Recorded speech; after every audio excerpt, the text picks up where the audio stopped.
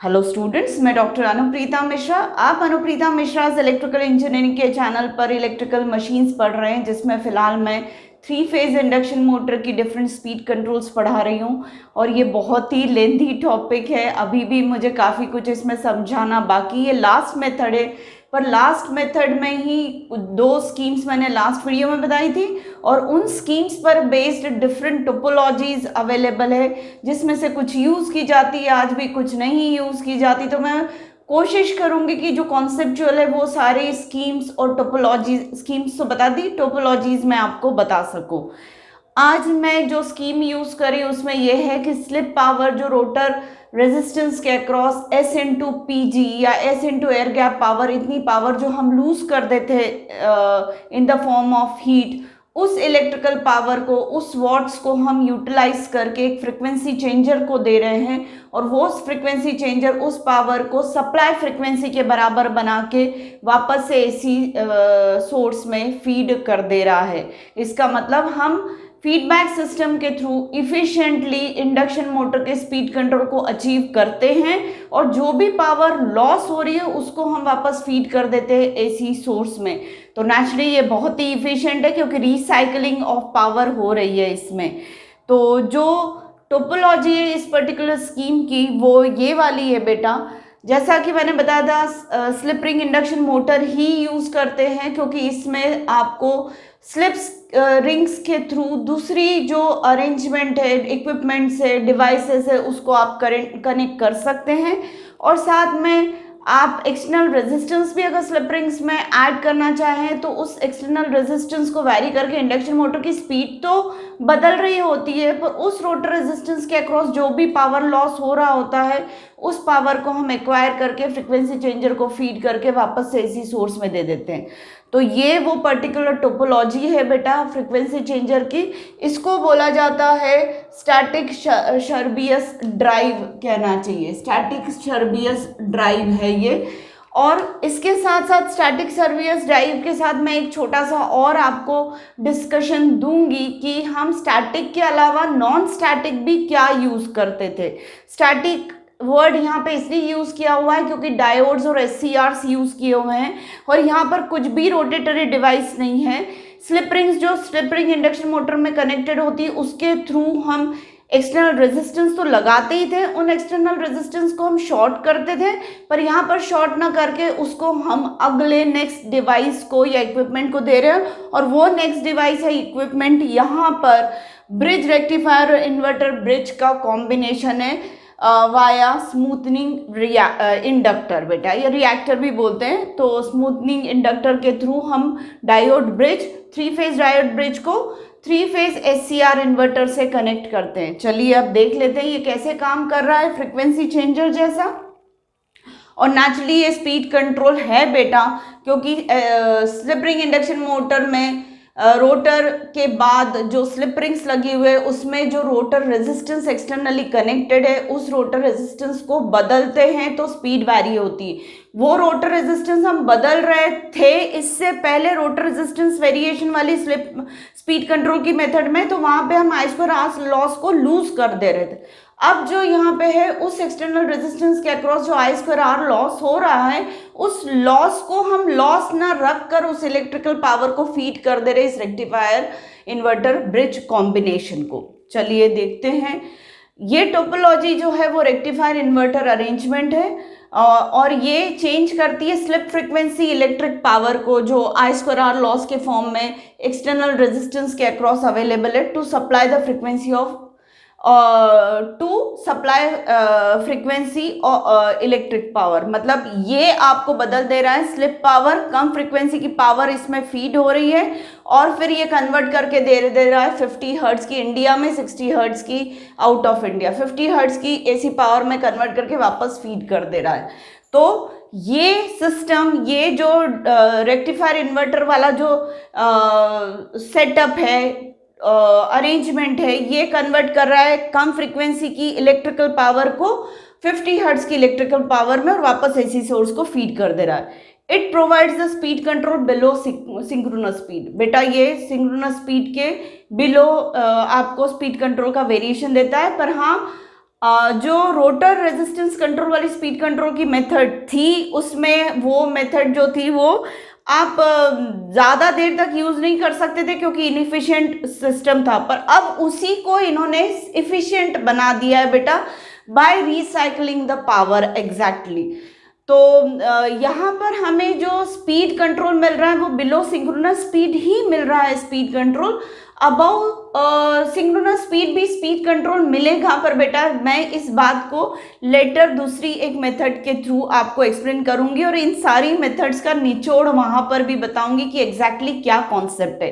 पर फिलहाल इस जो स्कीम मैंने लास्ट वीडियो में बताई उस स्कीम पर बेस्ड ये एक टोपोलॉजी और ये एक टोपोलॉजी, अभी मैं इस टोपोलॉजी को समझा रही हूँ। It provide speed control below synchronous speed, जैसा अभी मैंने बताया, and rotor slip power is converted to into DC by diode bridge.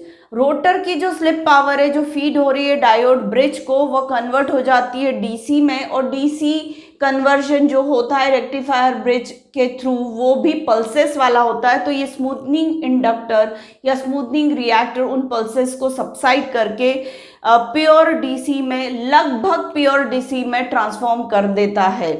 और वो लगभग प्योर डीसी जो है वो इस इन्वर्टर को फीड की जाती है, और उस ये इन्वर्टर जो है वो आपको 50 हर्ट्ज की एसी पावर देता है जो वापस आप फीड कर देते हैं एसी सोर्स को। तो वही सारी चीज़ें मैंने यहाँ लिखी है।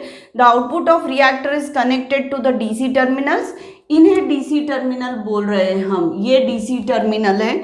DC terminal output of reactor is connected to the DC terminal of an inverter and inverts to AC of supply frequency and feeds back to the AC source। यही सब अभी बताया मैंने। The inverter is a controlled rectifier। हाँ, यहाँ पर diodes use कर रहे हैं और यहाँ पर हम कंट्रोल्ड रेक्टिफायर्स SCR यूज कर रहे हैं। SCRs बेटा पावर इलेक्ट्रॉनिक्स में आप पढ़ ही रहे होंगे, कुछ बच्चे पढ़ चुके होंगे, तो मालूम है कि डायोड और SCR में क्या डिफरेंस है। तो the inverter is a controlled rectifier operated in the inversion mode. ये इन्वर्टर जो है वो इन्वर्जन मोड में काम कर रहा होता है। The method is used in the large power applications where variations of speed over wide range involves large amount of slip power.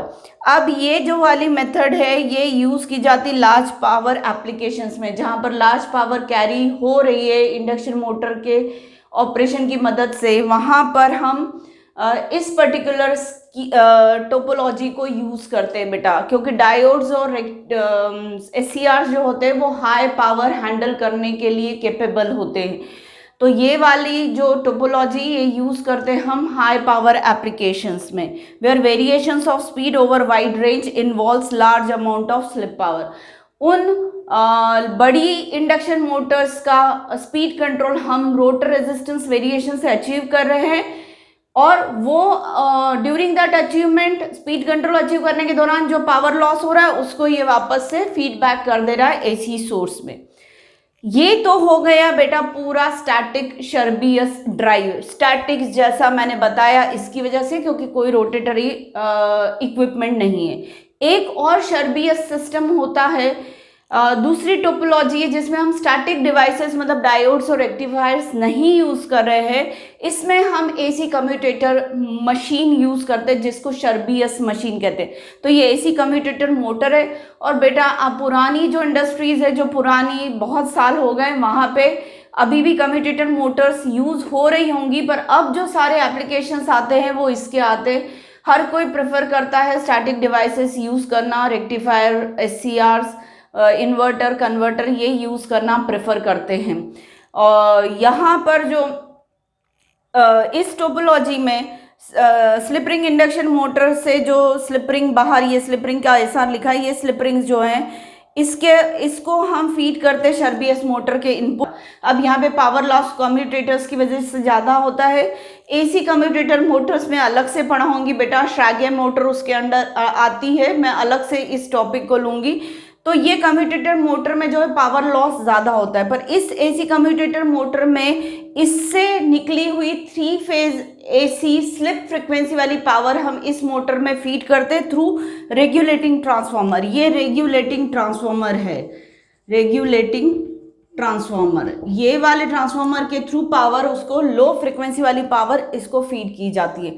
तो इसकी जो है स्पीड को हम वेरी कर सकते हैं with the help of regulating transformer. मतलब इसके जॉकी को एक सेटिंग पर रखकर डिफरेंट सेटिंग पर रखकर हम इसकी स्पीड को कंट्रोल कर सकते हैं, या फिर इसकी पोजीशन को हम चेंज करके भी इसकी स्पीड को वैरी कर सकते हैं बेटा। और नेचुरली ये लोड का काम करे इंडक्शन मोटर के ऊपर, तो इसकी वजह से इसका स्पीड कंट्रोल अचीव होता है। और इसी पर्टिकुलर स्कीम में हमें ये पता चलता है कि यहाँ पर पावर लॉस ज़्यादा है, पर साथ में यहाँ पर हम कोई और इसका ये कोई जनरेटर नहीं है, ये मोटर जैसा काम कर रहा है, तो इसके आउटपुट को हम एसी सोर्स में नहीं फीड कर पाते, तो यहाँ पे रिसाइकलिंग ऑफ पावर नहीं हो रही है। और बेटा ये बहुत पहले यूज़ की जाती थी मेथड, अब ज़्यादा यूज़ नहीं होती, अब ज़्यादा यही वाली यूज़ होती है, इसलिए मैं इसको डिस्कस नहीं कर रही हूँ ज़्यादा। पर हाँ बता दूँ, स्लिप रिंग इंडक्शन मोटर और शर्बियस मोटर को एक ही शाफ्ट पर देते हैं, और स्लिप रिंग्स के थ्रू रेगुलेटिंग ट्रांसफार्मर का कनेक्शन शर्बियस मोटर में किया जाता है। और साथ में रेगुलेटिंग ट्रांसफार्मर का एक जो साइड है वो हम कम्यूटेटर ब्रशेस पर देते हैं। तो ब्रश पोजीशंस को एडजस्ट करके या रेगुलेटिंग ट्रांसफार्मर की जॉकी को एडजस्ट करके हम इसकी स्पीड को बदल सकते हैं, और ऑब्वियस है उसकी वजह से हमें इस मेन इंडक्शन मोटर की, स्लिप रिंग इंडक्शन मोटर की स्पीड अचीव होती है। तो उम्मीद है बेटा आपको ये सब अच्छे से समझ में आया होगा। और अगर एग्ज़ाम में आपको पूछा जाता है तो आप सिर्फ इतना ही लिखेंगे ना स्टैटिक शर्बियस ड्राइव के बारे में, दैट वुड बी इनफ। ये मैं थोड़ा एक्स्ट्रा इन्फॉर्मेशन आप लोगों को दे रही हूँ बेटा। और शॉर्ट नोट आता है तो आप पूरा भी लिख सकते हैं, वरना यहाँ तक भी लिख सकते हैं, कोई इशू नहीं है। तो ये स्लिप पावर रिकवरी हो रही है यहाँ पर, साथ साथ स्पीड कंट्रोल भी इंडक्शन मोटर का, स्लिप रिंग इंडक्शन मोटर का अचीव हो रहा है। उस स्पीड कंट्रोल के दौरान जो स्लिप फ्रीक्वेंसी वाली जो पावर है, मतलब एसपीजी पावर जो हम लूज कर देते थे रोटर कंट्रोल वाली मेथड से, रोटर रेजिस्टेंस कंट्रोल वाली मेथड से, उस पावर को हम यहाँ पर रिकवर करके फीड कर दे रहे हैं एसी सोर्स को। तो ये स्टैटिक वाला हो गया, और यहाँ पर हम फीड कर दे रहे हैं एक अगली मोटर को जो कि रन हो रही है इसकी स्लिप फ्रिक्वेंसी वाली पावर से। ये 3 फेज की ही मोटर होती है, इसमें कम्यूटेटर और ब्रशेज अरेंजमेंट होती है, और साथ में ये वेरिएबल स्पीड पर काम करती है। तो नेचुरली जितना इनपुट जाएगा उस हिसाब से उसकी स्पीड सेट होती है बेटा। तो ये इस पर लोड का काम कर रही है। पर हाँ, इसके जो रेजिस्टेंसेस होंगे उसको भी हम चेंज करके, या रेगुलेटिंग ट्रांसफार्मर के जॉकी को चेंज करके इसकी स्पीड को बदलते हैं, तो दोनों की स्पीड चेंज हो जाएगी नेचुरली, क्योंकि सेम शाफ्ट पर है। तो इस तरीके से इस अचीवमेंट को हम इस टोपोलॉजी को हम अप्लाई कर सकते हैं, जो कि पहले होती थी, अब ज़्यादा नहीं होती है। तो उम्मीद है आपको मेरा ये एक्सप्लेनेशन पूरा आज का समझ में आया होगा। तो प्लीज़ मेरे आज के वीडियो को लाइक कर दीजिए, ज़्यादा से ज़्यादा कमेंट्स भी करिए बेटा। और एक चीज़ और मैं बताना चाहती हूँ आप लोगों को, बच्चे मुझे कुछ पावर इलेक्ट्रॉनिक्स के लिए भी बोल रहे थे, बेटा पावर इलेक्ट्रॉनिक्स मेरा फोर्टे नहीं है। मैंने जितना पढ़ा बीटेक और एमटेक के दौरान पावर इलेक्ट्रॉनिक्स का बस इनफ उतना ही पढ़ा, उसके बाद मैंने कभी पढ़ाया नहीं है। फ्यूचर में कभी मौका पड़ा, इलेक्ट्रिकल के सारे कोर इलेक्ट्रिकल के सब्जेक्ट्स में कंप्लीट कर लूँगी, फिर मैं पावर इलेक्ट्रॉनिक्स पढ़कर पढ़ा दूँगी, ये मुझे विश्वास है, वो मैं कर सकती हूँ बेटा। एक चीज़ और कि ये वाला जो ड्राइव सिस्टम है, मैं जब इलेक्ट्रिकल ड्राइव सब्जेक्ट पढ़ाऊंगी तो वहाँ पर इसको मैं डिस्कस कर लूँगी बेटा। वैसे इलेक्ट्रिकल ड्राइव्स में आजकल ये यूज़ होता है, स्टैटिक डिवाइसेस, ये वाले सिस्टम्स जैसा मैं बार बार बोल रही हूँ नहीं यूज़ होता, पर फिर भी अपन कोशिश करेंगे इसको कवर करने की। तो इस तरीके से मैं पावर इलेक्ट्रॉनिक्स नहीं पढ़ा, अभी तो नहीं कवर कर सकती बेटा, लेटर ऑन कभी मैं फ्यूचर में कर पाई तो ज़रूर करूँगी। हाँ, पावर सिस्टम मेरा पढ़ाने का पूरा मूड है, पर अभी मेरे पास नेटवर्क एनालिसिस सब्जेक्ट के भी बहुत सारे मेन टॉपिक्स बचे हुए हैं, इलेक्ट्रिकल मशीन्स के भी बहुत सारे मेन टॉपिक्स बचे हुए हैं।